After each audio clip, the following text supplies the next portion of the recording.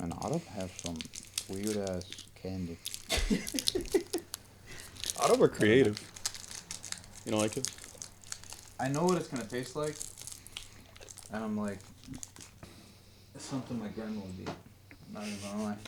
Not throwing a diss out there or anything.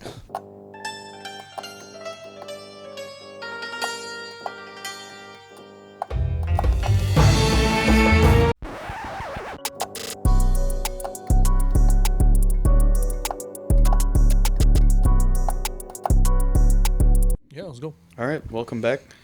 I think this is going really well. Yeah. This is for episode 2. I don't know. I'm not toot my own horn or anything. Not bad for episode 2. No, not at all. I mean, listen, you guys did the groundwork. Yeah. You know, I feel comfortable as a guest, so I'll say that for sure. I feel welcome. I feel like things are under control and they're in order. I feel very appreciated and respected for sharing my perspectives. You guys don't interrupt me. You know what I mean? You let me speak. You're listening. You know, you're not just letting me speak. You're actually engaged.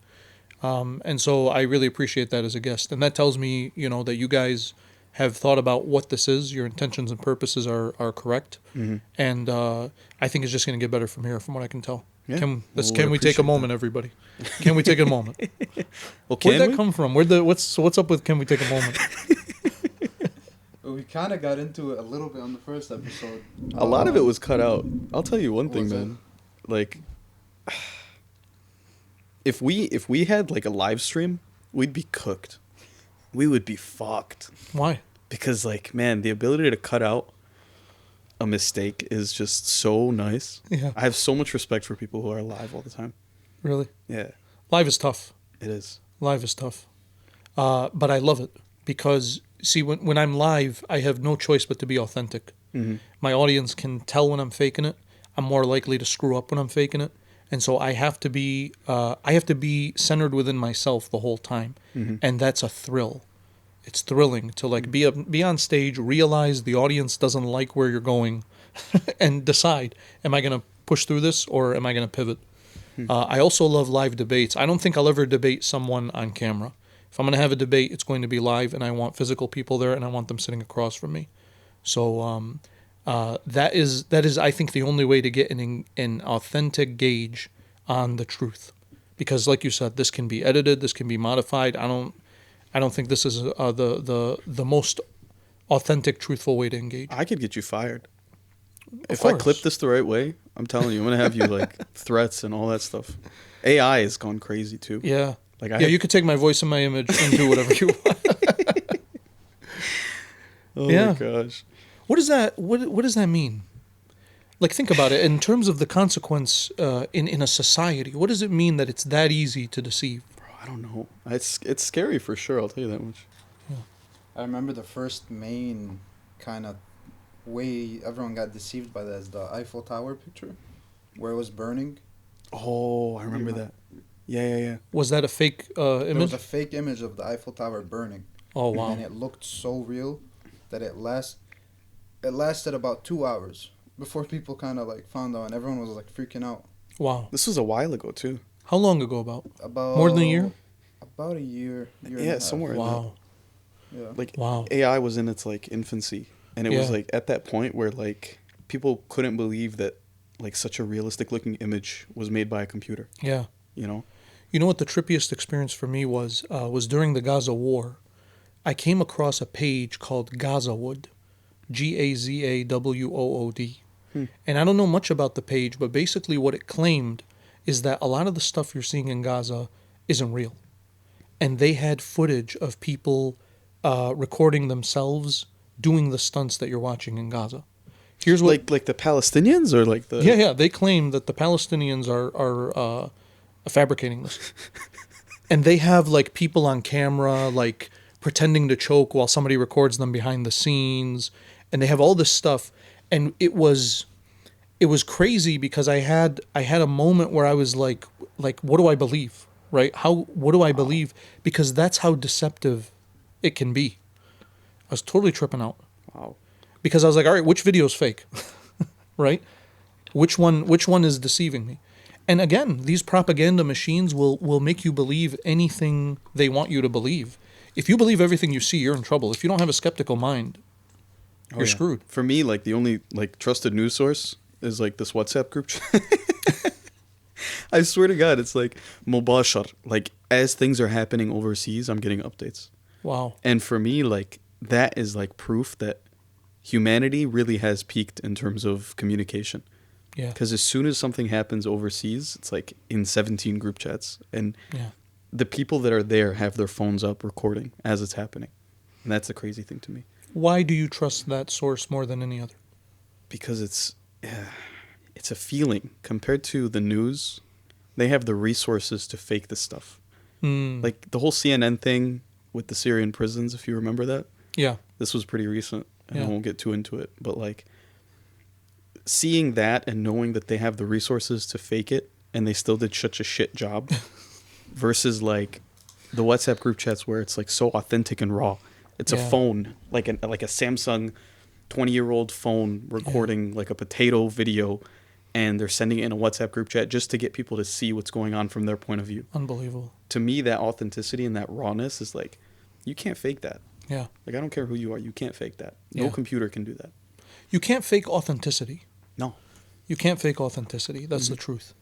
That's why there's so much pressure to be authentic, and it's so easy to manipulate and deceive when you're not.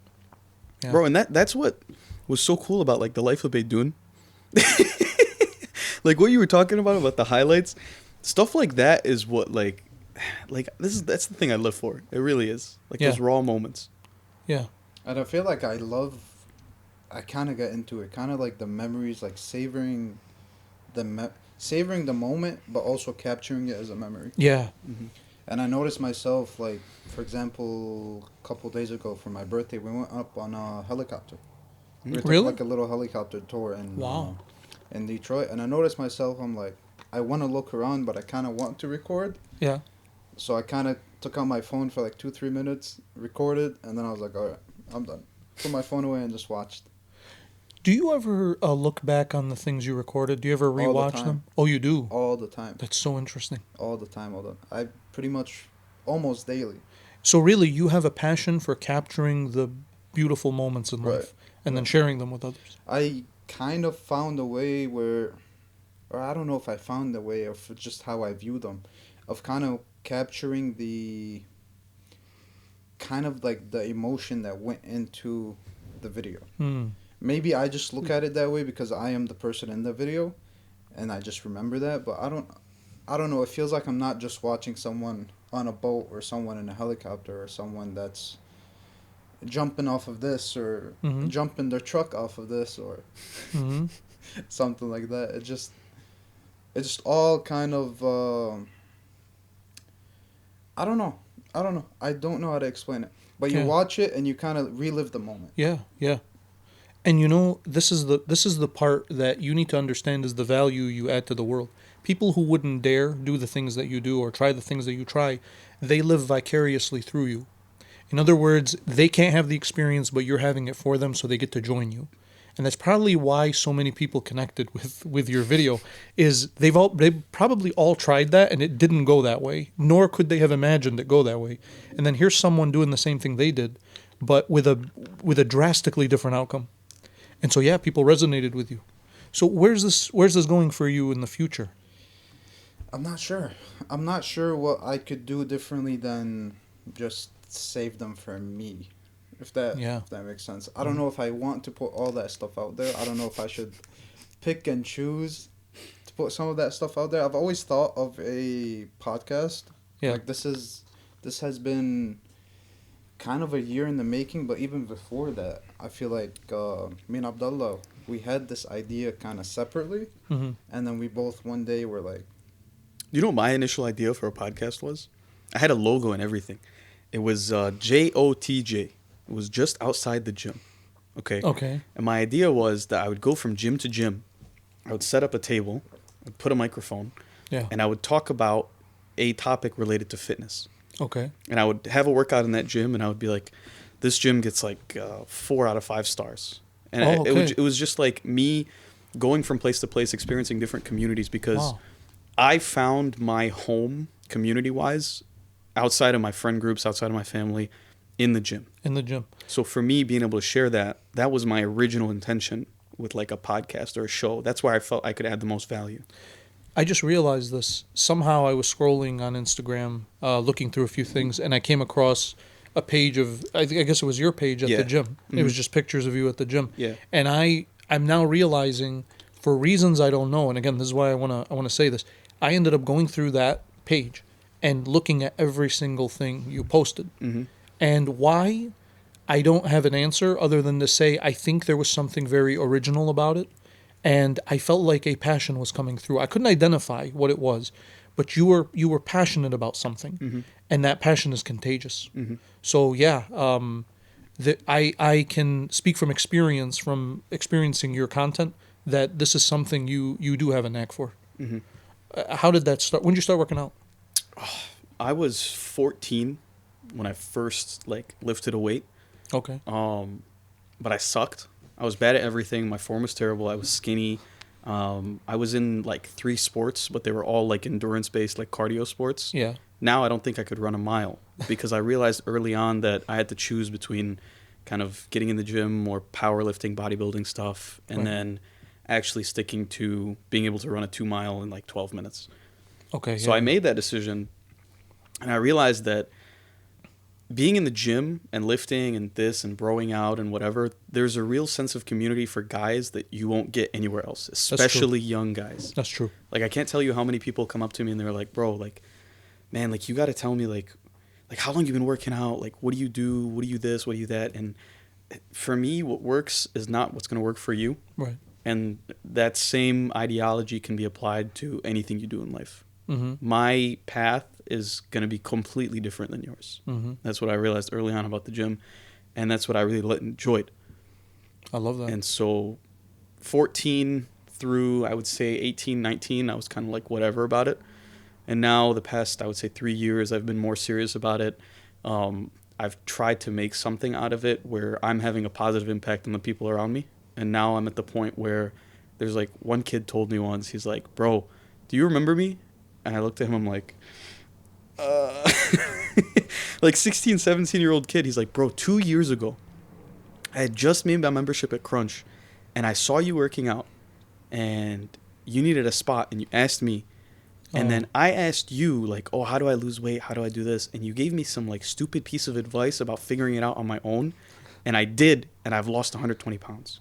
Whoa. And he like, credited that to that experience. He credited that, not just credited it, he was like, I was like his messiah for like 5 seconds. Wow, I felt like man. this shit. I'm not going to lie to you.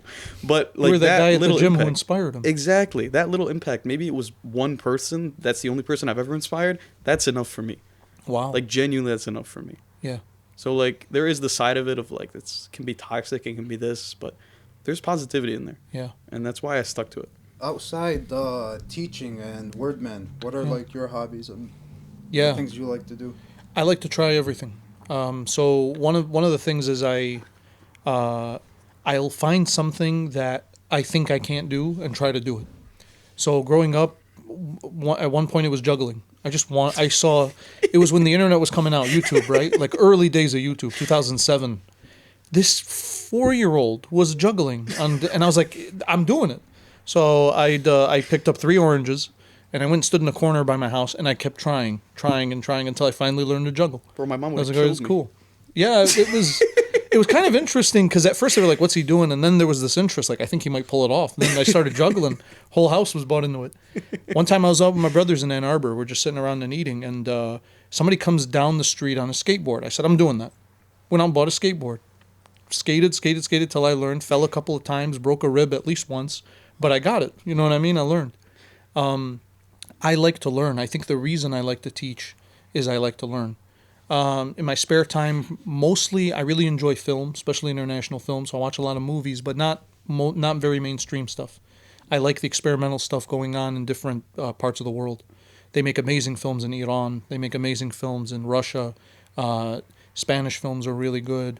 French films are pretty cool. So, Japanese, so it depends on that. And I enjoy music. Particularly techno. I mean, living in Detroit, that's the best place to experience it.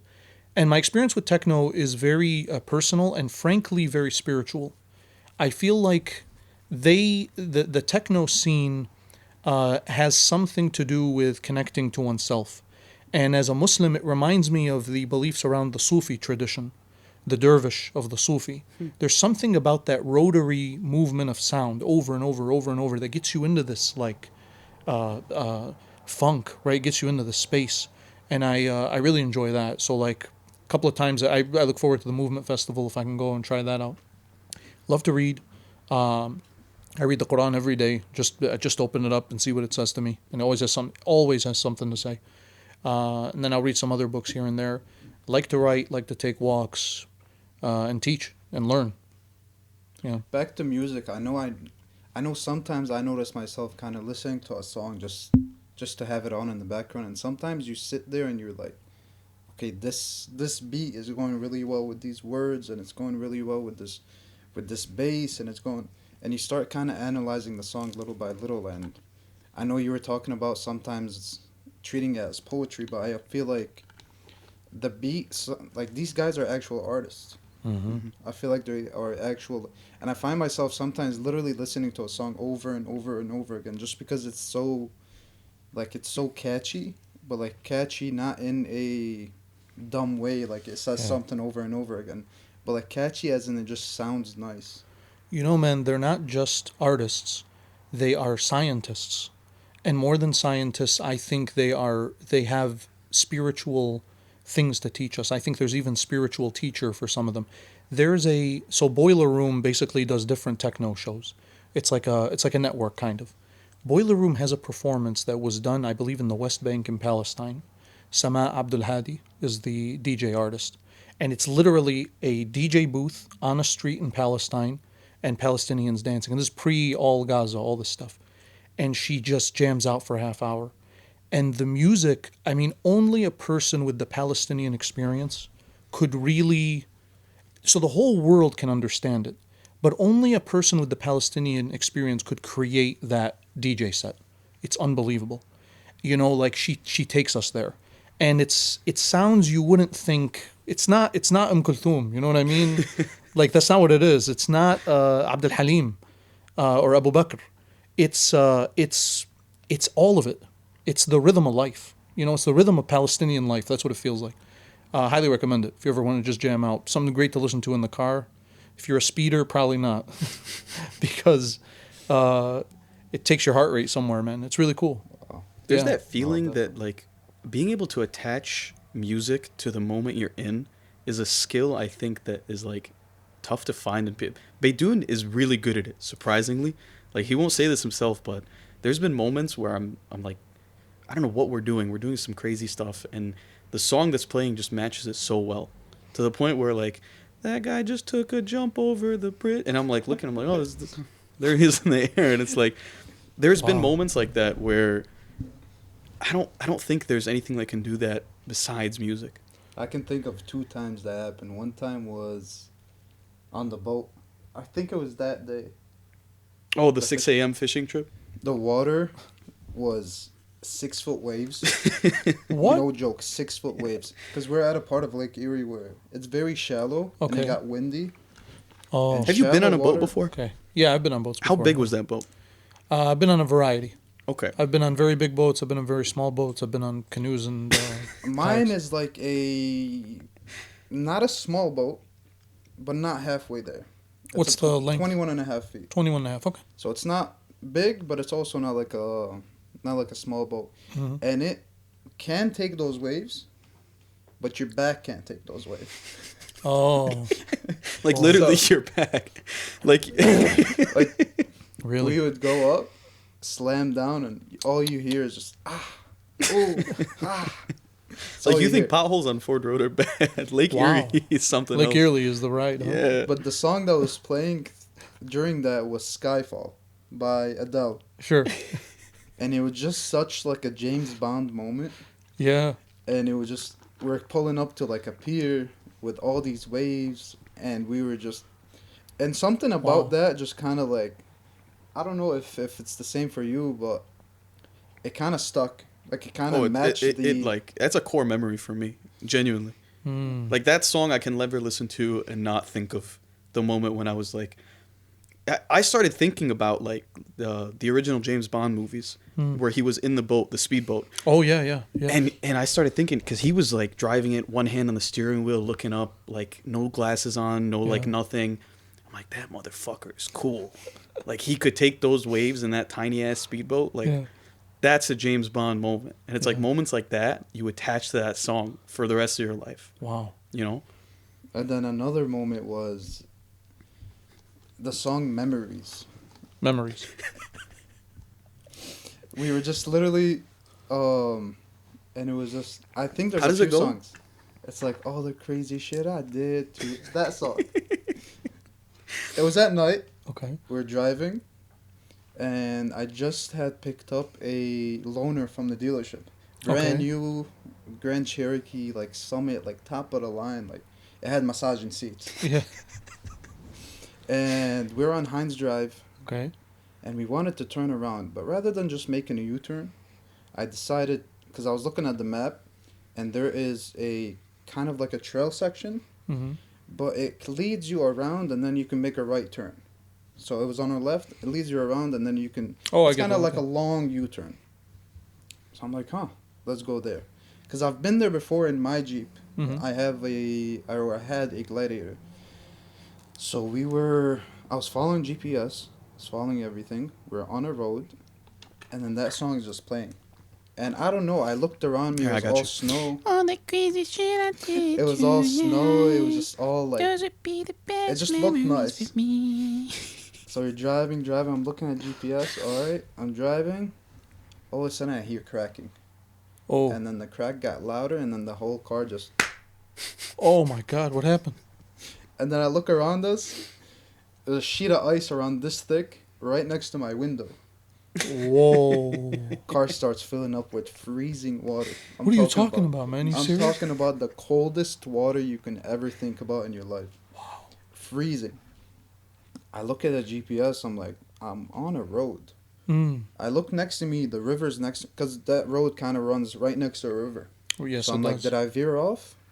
I look, no, the river's running right next to me. So I'm like, okay. So now I'm like, what the hell am I supposed to do? Song is still playing. So then I try to open the door. Or no, we try to move forward and backward. It starts breaking ice, but then at a moment it's just like, yep, we're stuck. Song is still playing. So during all of this, all the crazy shit I did to now. And then it got to a moment, I'm looking around me, I see like some construction equipment. I'm like, I gotta get this car out one way or the other. I run to some like construction equipment. I come out of the sunroof. Run to some construction equipment, try like getting something turned on, try maybe pulling it. And then I try, and then I'm like, I look around me, I'm like, I'm fine. My passenger's fine. The car's fucked. I remember I called you at this That's point. crazy. I called you at this point. How'd you get out of the car? Sunroof. Literally sunroof. Oh, God, that's crazy. Thank God that we opened the sunroof in time before the car fully shut off. Because the doors were fully kind of packed. The only other way out was the trunk.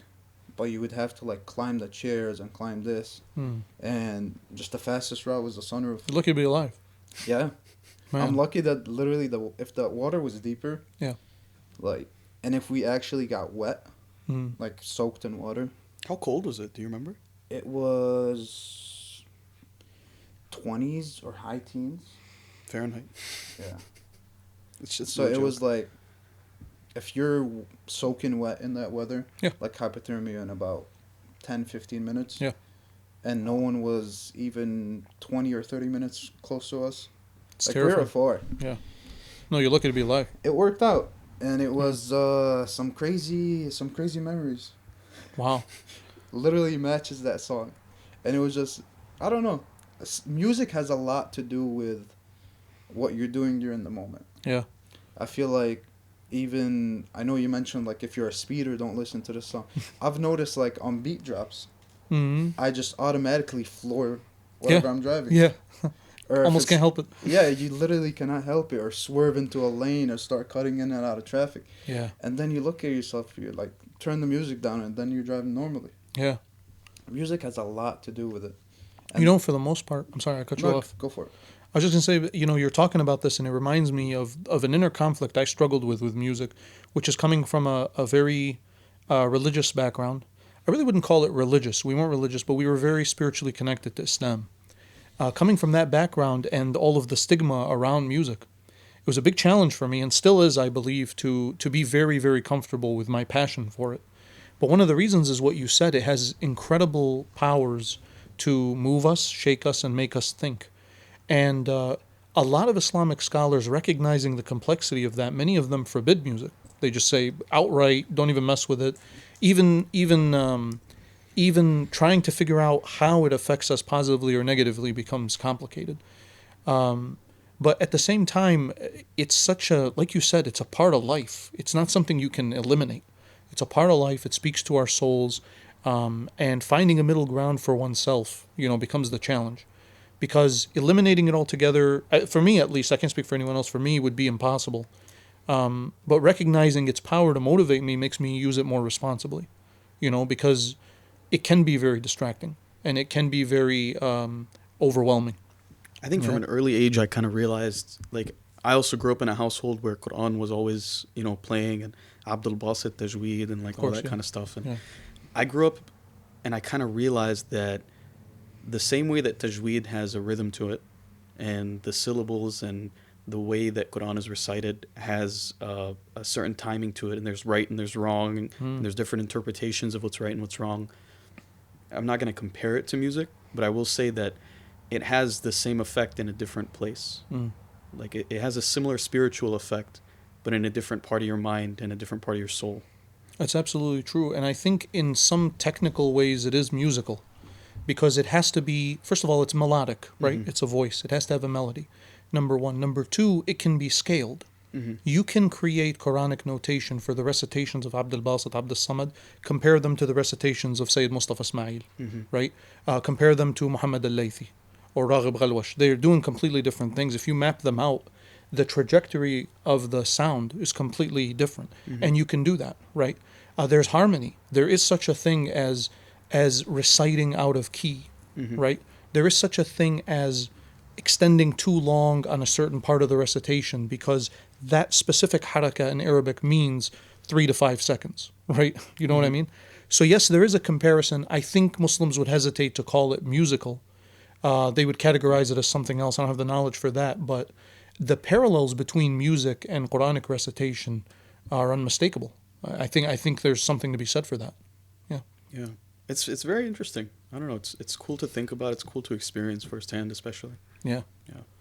I want to get back into our era of high school. Yeah. What is kind of the wildest thing that you saw a student or a teacher do with the 4 years that we were in high school? So the 4 years you were in high school, give me the years. 16 to 2020. I think it's the same time you were there. Right? Yeah, I showed up in 2017. I left in 2019. So your 10th and 11th grade year, I was at that school. So Muhammad, you were there? Yep. Okay. Yep. No, so I didn't have you as a student. No. Okay. And Abdullah, I had you as well, right? You had me in Woodworth. Back when you were an 8th grade teacher, I would just visit you a lot in high school. Yeah. And I had a lot of your peers again. Yeah. So I had a lot of your class twice, in 8th grade and in 10th grade. That year I was doing something I really liked. I haven't done it since, actually, but I was inviting, if you remember, entrepreneurs. Yeah. And people from all over the city were coming to my classroom and teaching kids. And here's the reason. When I got to Fortson, I was shocked at the culture around getting kids into the medical field. You know, maybe law field, and then really, like, I don't know what else, right? And there was so much pressure to just do medicine. I was like, why do you guys want to do medicine? And kids were like, okay, here's a real conversation.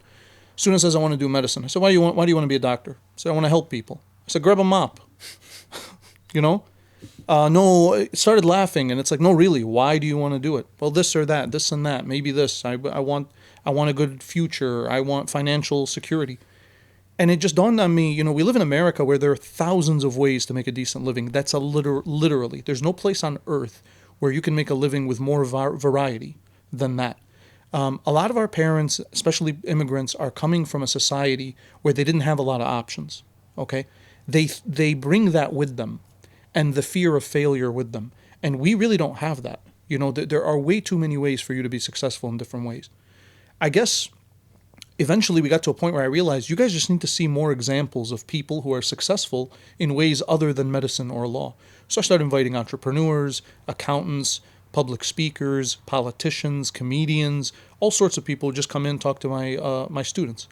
And I remember I guess the craziest thing that I saw, which again is not really an antic, it's not something somebody did, it's just watching students realize they have options. Mm-hmm. And watching dumb kids, right, hear someone who is successful stand in front of them who is making a very decent living, well known in the community, but isn't a doctor or a lawyer.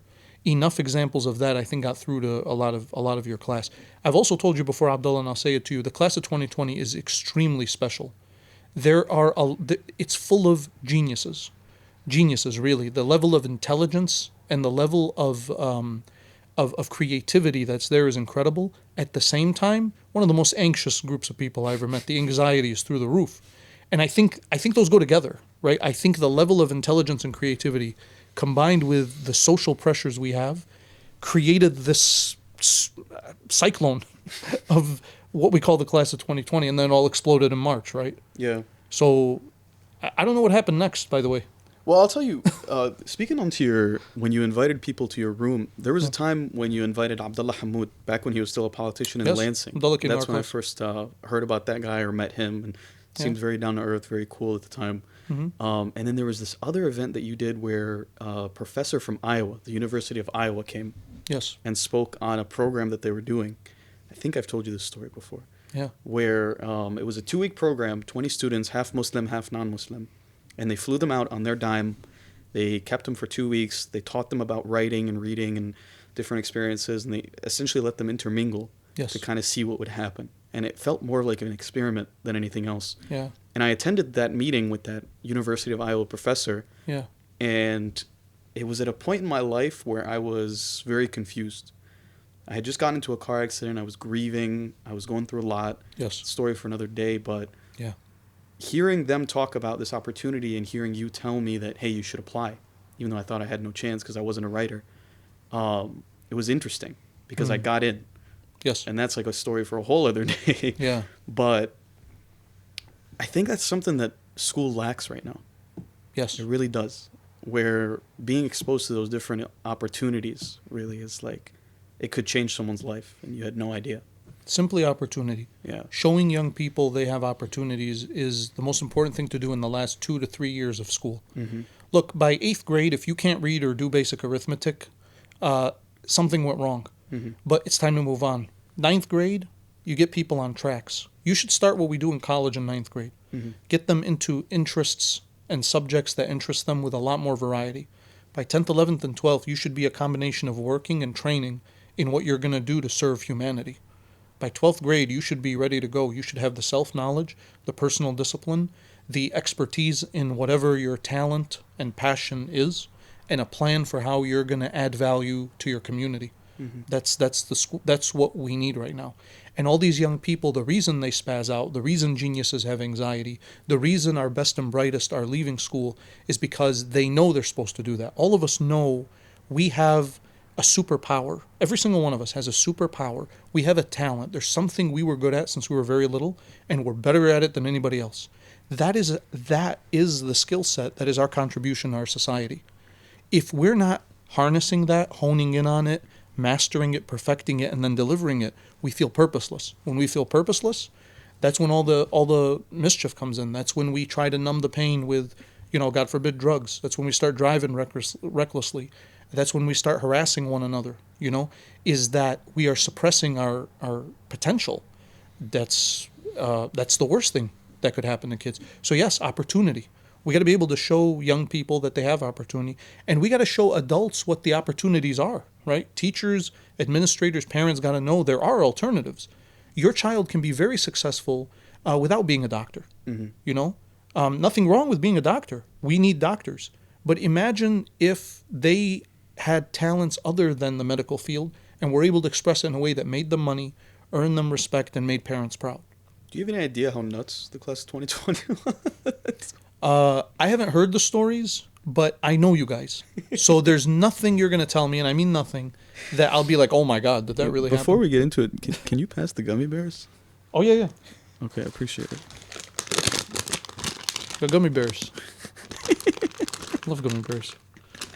2 red ones. Thank you, sir. I want to ask, what do you think about the kind of the people stuck in the high school phase? Because I see. Wait, what do you some mean by people stuck in the high school phase? stuck in the way they act Like immaturity? and maturity? Mm-hmm. Because I feel like you gotta, like I know we spoke earlier about kind of the era that is after high school. Because I feel like the second you graduate, something clicks, Mm-hmm. and I feel like some people still hold on to that, and with holding on to that, they are very immature when it comes to some certain things. Mm-hmm. Totally. What do you think kind of is like those people should do, or those people should, how should they switch their perspective or this or that? Yeah. The reason for immaturity at an older age is ultimately that young people were not given enough opportunity to try and fail and learn about themselves. The immaturity comes from self-consciousness. What is self-consciousness? It's when you really don't know yourself. You're unsure. Self-consciousness is the feeling that you're unsure. I'm unsure if I can approach this girl and get to know her without being awkward. I'm unsure if I can try this stunt and impress my friends. I'm unsure if I can take this test and get a passing score. So to distract themselves from the fear and anxiety, they create distractions. And the distractions are nothing more than an attempt to cover up their own personal insecurity. The way to fulfill that is to give children the opportunity to fail, the opportunity to make mistakes, the opportunity to try, fail, and learn from it. And we don't do that. We keep you trapped in your seats. You hardly can go to the bathroom. You can't talk to anyone. You can't do anything other than what's prescribed to you. So by the time you're taller than your teachers, right, and you don't have to listen to them anymore, you're not going to. And you're going to start basically taking control of your own life, right? Ultimately, what they're rebelling against is the feeling that they can't be free, right? So honestly, the way to do it is our schools, and not only our schools, frankly, our homes. I think we have another problem, which is in the parenting element. At home, you can't be yourself either. We have a problem, I think, where kids are overmothered and underfathered, right? They're overmothered, they're given too much nurturing all the time. They start to expect that from everybody. While at the same time, there isn't the type of reinforcement that builds character, where kids mess up. They learn from their mistakes, they're disciplined if they screw up, and they have to face themselves. We just aren't doing enough of that in each of our areas. So to answer your question, here's my plan. 1st to 5th grade are fine. 6th grade, bring them all in, they're cool. 7th grade, here's what you do. You take all the boys out of the school and you send them to a boarding school, and they live together for 1 year. There's absolutely no intellectual activity of any kind. Physical discipline only. They build things, they grow things, they move things, and they eat and build, and they grow, okay? And there's room for their rambunctious antics. There's accommodations, right? There's physical activity, there's cooperation, there's sports. You bring them back in 8th grade, and they're going to be different human beings. You got to separate them. By 8th grade, they'll come back very different, and when they're different, the rest of the system follows because they've built character. What's character? They now know where they stand. Hey, bro, I'm not good at that. I tried that and I failed miserably, but I am really good at this. Okay, I may not be physically strong, but I am clever. You know, like I wasn't able to tackle this person on the football field, but I was able to run around him and trick him. You know, you got to learn these things through examples. You're not going to learn that on a worksheet. Do you think that'll ever happen? If I have anything to do with it, it will. If I have anything to do with it, there's going to be an alternative extracurricular school for young people where it would be outside of school hours. It would be after school or on the weekends, on the holidays, and in the summer, where young people can come to a program where they get together, they use their imagination to solve problems, and they try and fail. These are not easy things. They're actually designed to not to set you up for failure, but to keep the option of failure there so that you can actually experience it when it happens. And you're with responsible adults who understand the learning process and want to make sure that you are able to succeed. I think the problem is like the only way to get parents behind an idea like that is to label it something like the Muslim Boy Scouts. You know what I mean? Because I think that's essentially, I mean, it's not exactly what you're describing, but it's similar, where like young men are able to go out and be boys, and they're able to learn and try Yes. different things, and whether it be sports or physical activity or building stuff, whatever the case might be. Yeah. Like, that's essentially what it is, but getting the parents behind that without the aspect of, oh, my kid's finally going to connect with like the same religion that I have. Yes. That would be difficult, I think. I think the reason we do that is actually an element of trust. We trust Muslims. Muslims share our values. They consider themselves one community, one ummah. They care for each other's children as if their own. So it's not so much the indoctrination of religion, so much as the trust in the network or in the values. If they trust you, they will allow their kids to learn from you, even if it's not Islamic. But it's very interesting you mentioned that. Can I go on a quick tangent? Yeah. When I left Fortson, to be honest with you, I was ready to start what I now call Wordman. I was not planning to be in the classroom anymore. And then I ran into Principal Majid Fadlallah at the Henry Ford Early College. I ran into him literally coming out of the laundromat. And he said, where are you at these days? I said, I'm at Fortson. And he said, why don't you come by and talk to me? So I stopped in and I talked to him, and he said he was starting something called a School of Education. New School of Education. We need a language arts teacher. Why don't you join us at the early college? I said, sure. I remember the first meeting. We got together, me and 3 other teachers, and Principal Fadlallah explained a vision for a school. And I was listening to this, and it was something I'd never really heard before. But ultimately what it was a place where kids built character. When the kids showed up, they didn't want to be there. We don't want to be teachers. So these kids showed up to the School of Education. Many of them actually were applicants to the medical school who didn't get in because it's on a lottery. So this was a second, probably a third option. They showed up, they don't want to be teachers. I said, who said you're going to be teachers? We don't teach teachers here, we teach education. What he meant in that vision was something we have in the Arabic school called Mu'assasat Tarbiyah wa Ta'lim. In the Middle East, a school is not only a place of learning, it's a place of character building. It's a place of character development. And he, again, being for a while in that background, seemed to understand that what was missing from school was not just the learning, but the community aspect as well. So the School of Education was born. And it was something that continued to build, but I think the vision was not articulated. When I thought of Wordman as a place where we all learn, what I was really thinking of was those elements of Arabic school, where you showed up to a community. Yes, you spent 9 years, probably didn't learn a whole lot of Arabic, can't remember what you learned. You had homework on the weekends. But that wasn't why we went to Arabic school. We went to Arabic school because there were trusted adults there. There were young people who came together, and we taught values, and we practiced values. So yes, when I envision Wordman, I do see that element, the element of community, togetherness, value building, character building, in addition to what we call education and learning. Yeah. Damn. There Is that comes cool? a point. Does that sound good? There comes a point where you kind of have to ask yourself, like, does this have a place today? How so? What do you mean? Like, is this something that could work? And it's like, okay, what's stopping us? Why haven't we done this already? Because Yeah. what you're saying is like, it seems like common sense, to me at least. I'm going to say this. Everything I just said is in defense of public education. It's not an attack on public education. Because if we get into the why, the reason is actually quite tragic. Children want this, parents want this, teachers want this, administrators want this, superintendents want it. But what happens in America, unfortunately, is there is a game that's played in every industry. This America thing, right? Like America. Like when we say that's so America, we call it capitalism, we call it Westernism. We have a lot of different names. But ultimately what it is a method of dealing with people that goes something like this.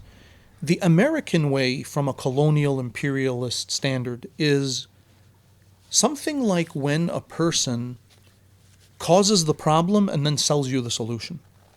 They create the problem and then they tell you, here's how we're going to solve it, right? So for example, in medicine, right, we feed people things that make them sick. That's what's available, things that make you sick. So that you go to the doctor and then the doctor says, I'll cure you by these meds. They'll help you feel better. you're on meds for life, right, to cure blood pressure and diabetes, which are things that can be cured by a change in diet, literally. So we do that, and then we end up having an industry where we're feeding you from this end, making you sick, and from this end, we're medicating you, and we're profiting off of it. The problem we have in politics looks something like that, but in education, it's something like this. Kids can't read. Kids can't read. So because they can't read, we need to test them. Well, in order to test them, we need resources that help them learn. And hey, turns out this third-party company sells these resources. So we're going to buy these resources from the district, use them in the schools to teach the kids.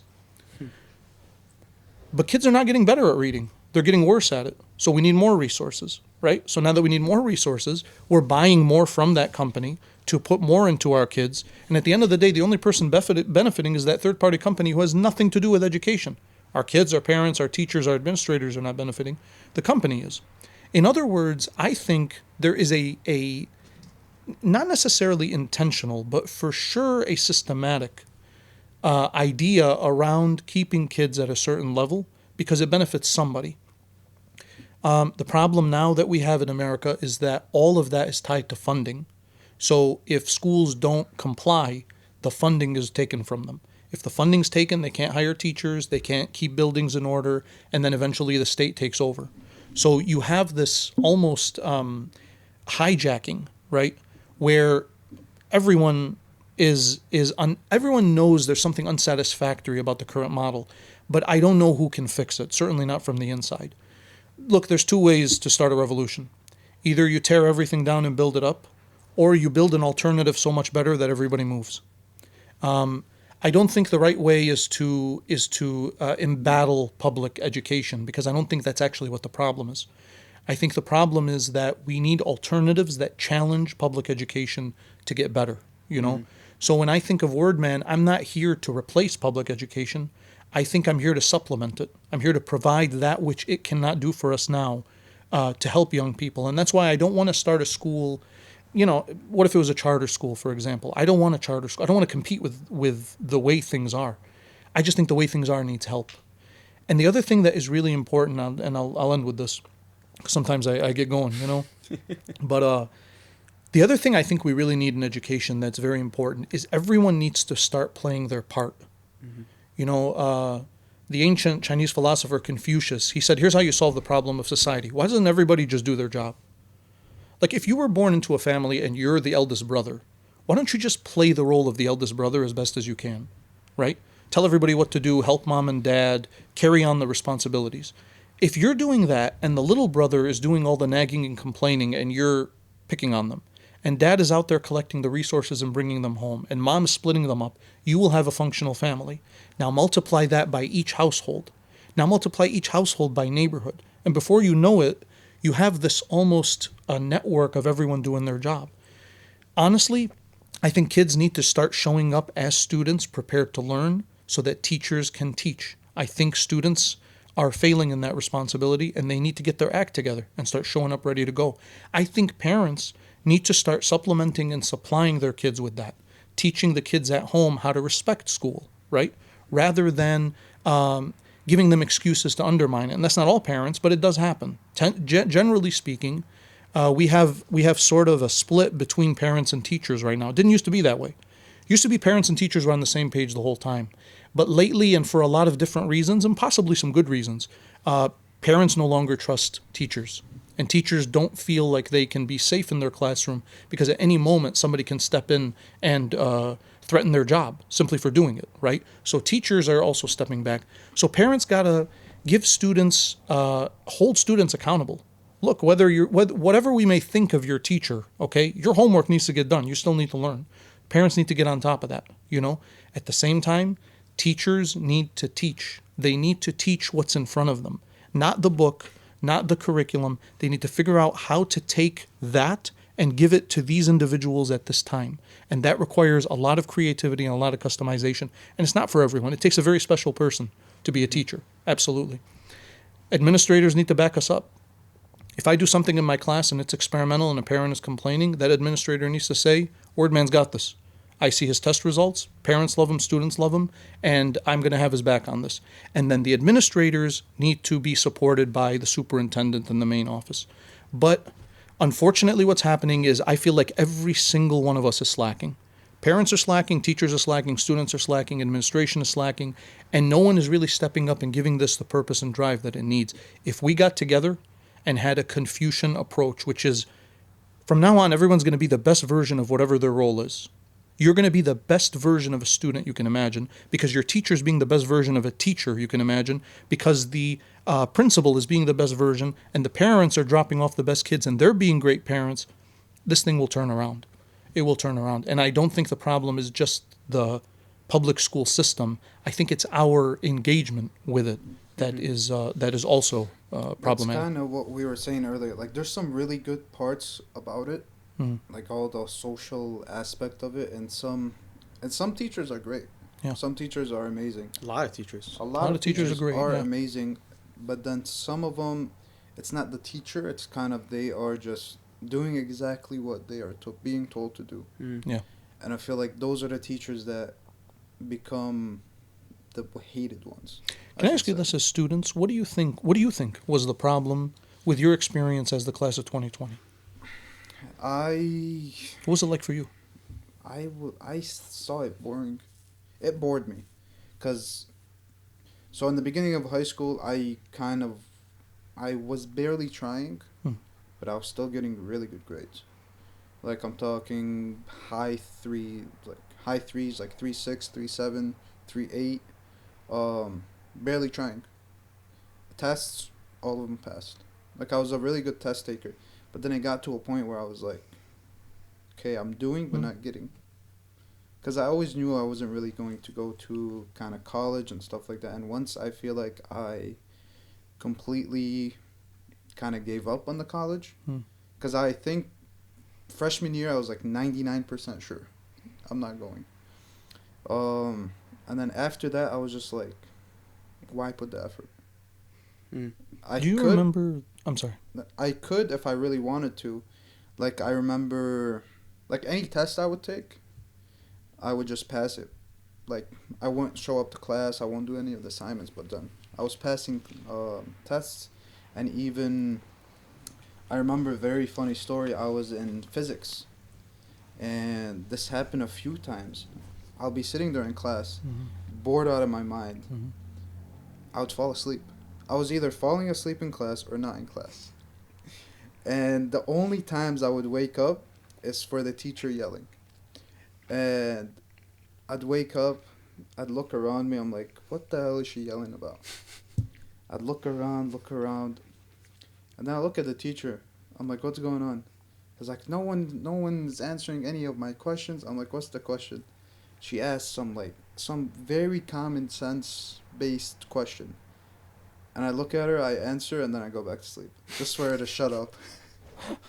And I found it like there was times where it was so easy, and Felt like they were teaching common sense. yeah, especially for math, physics, and I feel like chemistry was on the kind of that gray space in between. I'm like, it was kind of interesting, but then it got to a point where I tapped out of school. I tapped out of the education side of school Yeah. and kind of focused on more of the social side of school. And Wow. not to kind of talk about myself, I considered myself very, very, very smart Yes. during high school. And I knew that if I kind of put the effort in, then I would have had any grades I wanted to. Like, even for example, for SAT, I did not study for a single minute. I fell asleep for literally 2 hours of the whole test. No Wow. joke. 2 hours of the whole test. Fell asleep. Was on like 2 hours of sleep. No food, no nothing. I would answer a question, doze off. Answer a question, doze off. And I still managed to get about a 1100. Sounds to me like you were one of those students who got bored because you were unchallenged. It was actually too easy. You needed more challenge. You needed more support. And by support, see, there's a reason that happens. Look at the system, if you don't mind. Can I add a little bit about why you ended up being left Go for it. behind that way? 2001 was when everything changed.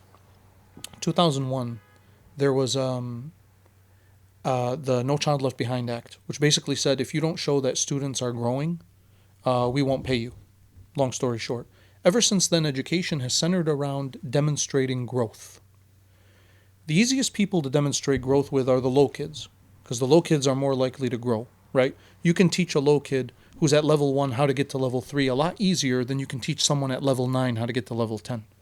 So we shifted the entire focus of our education from challenging the kids at the top to challenging the kids at the bottom. And we stayed there. So now our standards are extremely low because they're designed to help the lowest student in class show growth. Meanwhile, everybody at level 5 and above is bored out of their wits. And the reason they're bored is because we're not even addressing them. It didn't used to be that way. It used to be that the standard of excellence was at the top, right? They were challenging students like you. That would have been a hard class for you and an impossible class for someone at level 1 and 2. Well, we got to find a place for that level 1 and 2 kid because they're behind. Okay, if we're in pre-calc and you can't do arithmetic, that doesn't mean you're dumb. It just means that in the karate class, you are not ready to kick this high. We got to move you to a lower karate class. You got to face some more challenges, build yourself up so we can get you back up here. Instead, what do? We canceled everything. We canceled all advanced karate and just put you in a room with them, and we're still doing these baby drills. So yes, you became disenfranchised. You were that kid who walked in 9th grade with a bag ready to go. You really did want to learn. You were curious. But bro, I'm sorry to say, unfortunately, the way the system was set up, you were disenfranchised because you weren't challenged. You didn't feel like you were part of it. Isn't that right? Right. But yeah, I don't feel like it owes me anything. I don't feel like it really, I don't know. I don't see a scenario where it would have been different. Really? Yeah. Even if I was challenged, I feel like I would, I don't know what, no matter what happened in high school, I think I would still be sitting right here. Oh, okay. Yeah. You kind of knew already what your path was. Right. Okay. I never really liked the going into whatever it is, college-wise, medical field. Although I mean, we have friends that are in Harvard, for example. Yeah. And they were in our friend group during high school, during everything that was going on. But they just kind of took that route. And then we kind of I veered off in a different route. Yeah. And I don't know. I feel like I love where I am now. And if I were to grow, I would grow outside of the kind of education-wise. Sure. Like, I don't think it would have changed anything right now. Yeah. If that makes sense. It does. I think it does. Yeah. I don't know. My public education system was very different. I feel like I can sum it up in like a couple stories. Yeah. Where like in the 2nd grade, my parents were approached to try and get me into 3rd grade classes. Mm-hmm. And my parents turned it down because they're like, oh, all his friends are in the 2nd grade, all this, whatever. Right. I had no friends. And then sometime in the 9th grade, I had a language arts teacher who circled a word. I'll never forget this. Flora and fauna is what I wrote, right? As an English teacher, as an English professor, word man, what does flora and fauna mean? Plants. Okay. She put a question mark and took 2 points away. Okay. She was like, these are not real words. Okay. I was pissed. And then fast forward, a few years later, I was at a weird time in my life, and I was asleep in an AP Calc class, and I got woken up to do a problem on the board, kind of similar to what you're saying. And I did it, and then I reached a point where I'm like, oh, I don't know the formula. And I looked to the teacher, and I'm like, hey, can you give me the formula? He's like, something along the lines of, well, if you weren't a slacker and you could stay awake in class, you would know the formula. And I looked up at the board, and I looked at him, and I went back to my seat. I sat down, and I went back to sleep because I realized in that moment that he didn't want me to be good at math. He wanted me to do what he said. Can you say that again? I'm serious. He didn't want me to be good at math. He wanted me to do what he told me to do. He wanted me to fall in line, essentially. Yes. And it was a very eye-opening moment where I was in the same room as other kids, way smarter than me, way dumber than me. We were all learning the same thing. I knew what the hell I was doing, but I was missing something. And that was that support from him to be like, hey, like, why are you falling asleep in class? Because that's what I needed at the time. you know? Sounds like that was a pivotal moment for you. Oh, definitely. What did that teach you? What Taught me did to you do my own thing. Yeah. Because I can guarantee there isn't a professor or a teacher that I've had up till this point in my life where I didn't give them exactly what they gave me. I remember one year, oh my God, I had a teacher, my physics teacher, and I think he taught me a different STEM program, like science or math or something. And at the end of the year, I came to him. I'm like, Mr. So-and-so, I'm sorry that I was such a pain in the ass this whole year. Every morning, I'd come in and I'd be the clown and I'd do this and I'd do that. I'd always have an A in his class, but I would make it my job to piss him off, like in an unimaginable way, and just make sure that the class was always fun for everyone except him. Not on purpose. I didn't hate the guy. I loved him. But I just was so bored. Yeah, you were bored. And he looked at me and he goes, "You weren't a pain in my ass. You made my class fun." Whoa. He's like, I was so excited for your hour because everything that you would do would make everybody like more engaged in what I was saying, because you would make fun of what I was saying. Yeah. He would say something about like, "Oh, the light particles travel this way," and I'd be like your mom travels that way. I was such an idiot. I was so stupid looking back, but he appreciated that I was engaged. Yes. And that's like you were engaged in me, so I was engaged in you. Yeah. You know? I remember the real time I got a knack of that as a teacher it was very early on in my career. I was teaching 7th grade, and there was a kid in the class who kept making jokes. And about the second or third time, I looked up at him, and he was laughing, and I just looked at him, and the kids were ready for whatever, go to the office or whatever, and I started laughing because it was funny. It was funny. It wasn't funny for me at my age, but when I put myself in that room with these kids, I was like, that kid's funny. So I laughed. And it broke the ice, I think, for the rest of the semester. And he got to joke, and the kids got to laugh, and I got to teach, and it actually worked out, you know? So now that's not always the case. It depends on the kid, but it looks like that teacher really did understand the role you played in his class, and he empowered you, empowered the students, and then empowered himself, which is beautiful. That's a success story. Oh, How 100%. do you feel about the students that are kind of don't look up to you, but kind of look at you as an equal? In what sense? In the classroom? In kind of the classroom, and as in just human being to human being in general. Yeah. So in my class, like I told you, it's an exchange system. It's almost like I have a deal with them where they're going to teach me and I'm going to teach them. I need them to be equals. In fact, one of the challenges I have is in my class, I encourage my students to call me word man.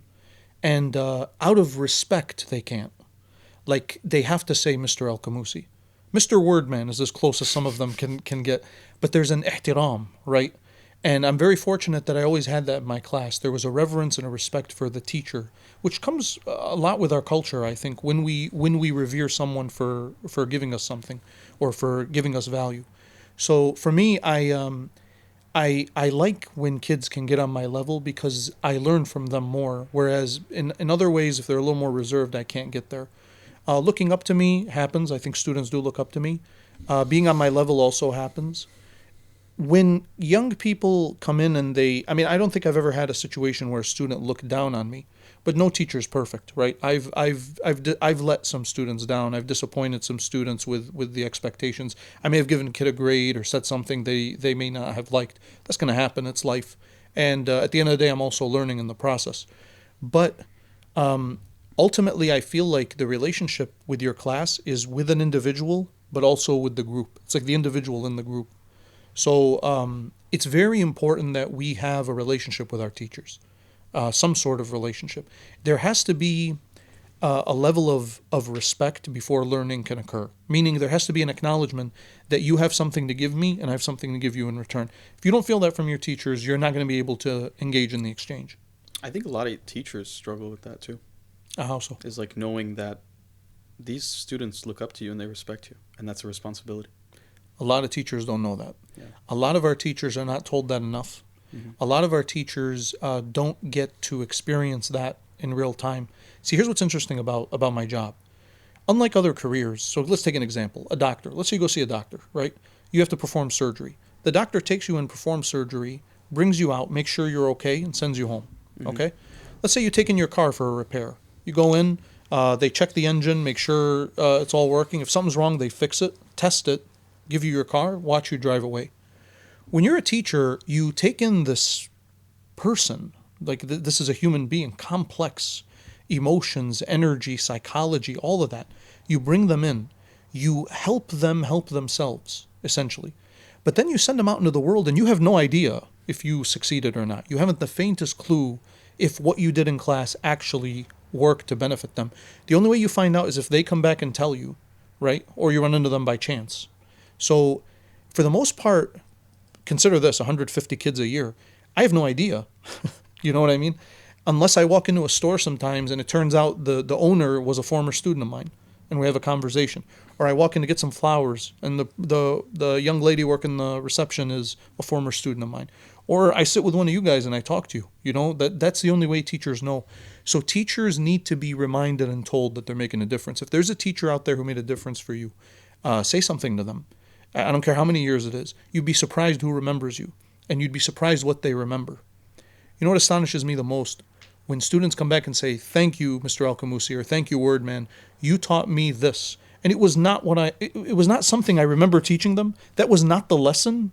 You know what I mean? I have no idea why you learned that from me or when, but it's amazing. Sometimes they just learn from you being you. It's not necessarily the lesson. It's the teacher themselves. Why I asked that is because, like, with my experience in high school, I kind of noticed that all the teachers and kind of the administrators, they loved it when I just kind of talked to them like straightforward.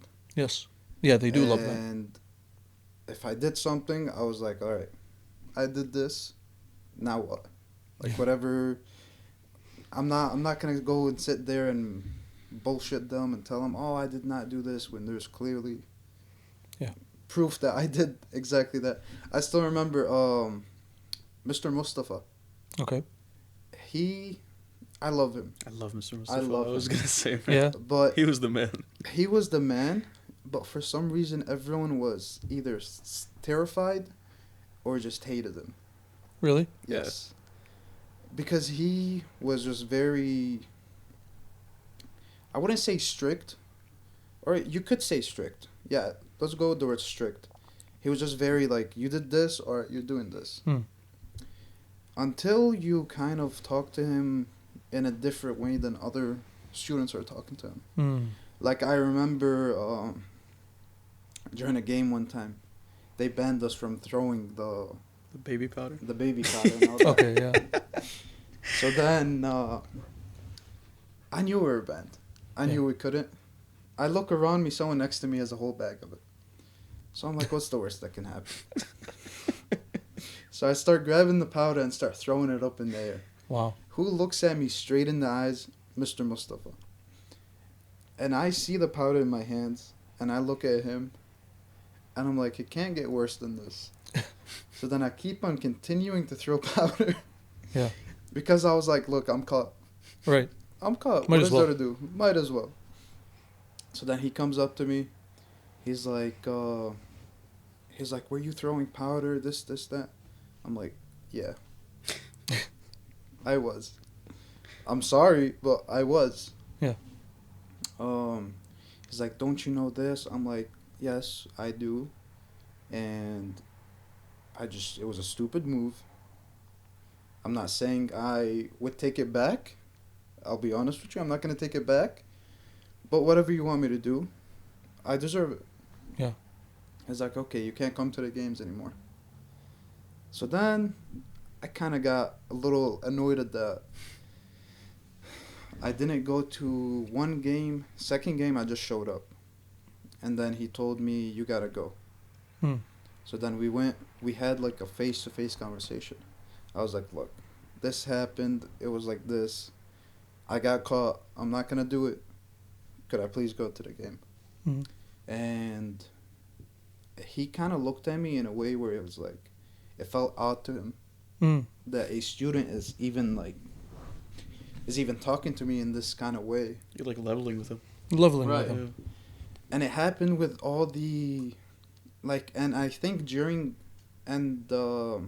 after that, I got away with a lot more. And it was maybe because, like, he just felt like, okay, this isn't a child.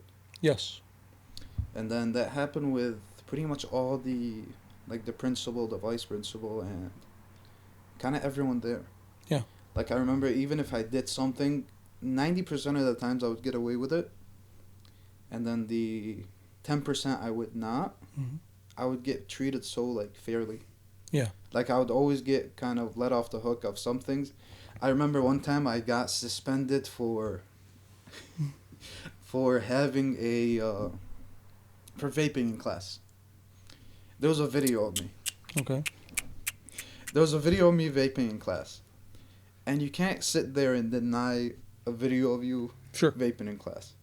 So they're like, we got a video of you, this, that. I'm like, okay. Like, it happened.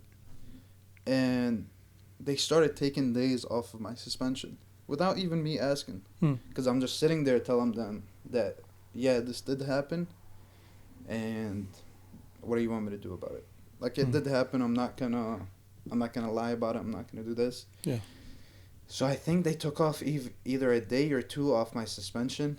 And then the funny part is I looked at them and I'm like, actually, can I get those days back? Yeah. And I just saw the whole office kind of just burst into laughter. Yeah. Yeah. And I'm like, look, I'm gone regardless. Yeah. This is on my record or whatever. 3 days versus 5 days is just more time off for me. Right. You're an asshole. Listen, I'm not gonna lie. You guys are hilarious. Like, I mean, students are funny. Like when we perform the role of teacher, right? That's one thing. But when you're not there, we think back on some of the stuff that happened in our class, and we laugh because it's hilarious. Like, yeah, that's funny. Like, I'm not surprised that they would all be laughing. And it's very good you mentioned something else, which is that, yes, you were disenfranchised from the classroom, but you were still able to build relationships with an administrator. I had very good relationships with pretty much even the teachers. Yeah. Even the teachers, like, I would skip their class, and then they would, like, see me in the hallways or see me outside of class, and then, in a way, they loved me. Yeah. Even though I was giving them hell. Yeah. And it was weird. I don't know if it was just kind of the attitude I put off or what it was, but it was something about kind of the way I treated them. Mm-hmm. Kind of, I was fair to them and I was not disrespectful. Yeah. That's, I think, I love kind that, of man. the... I would give them a very hard time, but I would never disrespect them. Absolutely. Yeah. Even substitute teachers. I saw a lot of times like a substitute teacher would come in and everyone would just be so disrespectful. Mm. And that kind of always kind of got me mad. Yeah. Got me mad for some reason. And then I was like, I always like kind of helped out where I could. Yeah. And kind of stopped if any students were doing anything kind of disrespect. Look, I didn't care if someone was not doing the work they were supposed to do. Right. Or skipping and Right. doing this. Yeah. I wasn't that kid, but Yeah. I was, because shit, I would skip too. Sure. Yeah. There's been so many times where I would wait outside of the class because substitute teachers did not log into the computer. Mm-hmm. They took attendance on a paper. Yes. So what I would do is I would wait outside of the class, and and she always gave the paper to someone to take to the office. Yeah. So the person would walk out. It would be someone I already know. Sure. We're all friends. Classmate. This, that. Yeah. Be like, yo, let me see that paper real quick. Get a pencil, check my name off, That makes sense. send it to the office. And then I remember when I turned 18, Yeah. that was when I found out I can sign myself out. True. Yes, you can. And I was never at school. I was literally never at school. It makes sense. I would sleep in for first hour, go late to second hour, sign myself out for the rest of the day. Yeah. That was just my day of school. Yeah. I would either leave the building completely Mm-hmm. or just stay and hang around. Wow. Walk around the hallways, because I did not hate school. Yeah. I just did not like to go to class. It's really true. Most kids really don't hate school. I think they love it. I think the social element is awesome. but there is something in the learning environment or the learning experience that disenfranchises young people. Now, I guess it doesn't apply to you because you've said you already knew it just wasn't for you. And that's very unique, by the way. A lot of young people would like to find a way to fit in or find a way in which it would speak to them. But you seem to have ambitions and talents outside of that network. That's just what it is. So it's really cool. How are we doing on time? Or I think we're getting ready to wrap up. Really? Yeah. Some closing remarks though. Yeah. Word man. I'm really struggling to call you Word man because I did have you as a teacher and yeah, we had like a teacher-student relationship for a long time. Yeah. So Word man. What can we expect from you in the next couple months, few years? If you want to tell us kind of what to look forward to. Yeah. And how can we stay in touch? Stay in touch. I think the easiest way is to find me on Instagram. I have 2 accounts right now. The first one is Real Word Man, Real Word Man, and the other one is Wordman TV. Very cool. And Wordman TV I'm just launching right now, and it's basically an entertainment platform. And by entertainment, I mean educational entertainment. And what I want to do is show people that you can learn and have fun at the same time. I'm also launching several things with Wordman in terms of courses, events, fundraisers, educational resources, and maybe even some field trips, retreats, things like that, school outside of school. I think ultimately, like I said, I'm not looking to monopolize anything. I want to pioneer a new way of learning. We have advanced too much as a society to just keep up the same pattern that was invented during the agrarian age. I mean, this is a farm model. Everything on the face of this earth has advanced except the public classroom. So creating alternatives will challenge the classrooms to adapt, because if things are that much better, they will need to make changes in order to improve. So that's ultimately that. As for staying in touch, I hope you and everybody listening will stay in touch. If I don't know you, introduce yourself, because to me, it's not going to happen by myself. And it's not just for me. I really find myself not only as an educator, but as a Dearborner who came to this country when I was 3 years old, first-generation immigrant. My first language is Arabic, grew up in an Arabic-speaking household. As the generations are moving, we need to start mobilizing and connecting the dots a lot better and faster so that your children aren't going through the challenges we're going through. They don't have to have these stories. They don't have to feel disenfranchised from school or feel like they weren't able to connect or find their purpose or their mission. We need programs that do this fast, and we need a network. We need everybody playing along at the same time. Parents, teachers, administrators, and students, kids as well. But find me, man. I'm Real Word Man, realwordman.com. Thank you so much. I'm so happy to have joined you guys and been here. Yeah, thank you for coming out. We appreciate your time. Yeah, thank you, appreciate it. Wordman. Thank you. And thanks so much for watching. We'll see you guys in the next episode. If you guys have any comments, anything you'd like to see, let us know in the comments down below or in the show notes. And that's pretty much it. My name's Abdullah. My name's Muhammad. And I'm Word Man. Can we take a moment? Thank you for watching.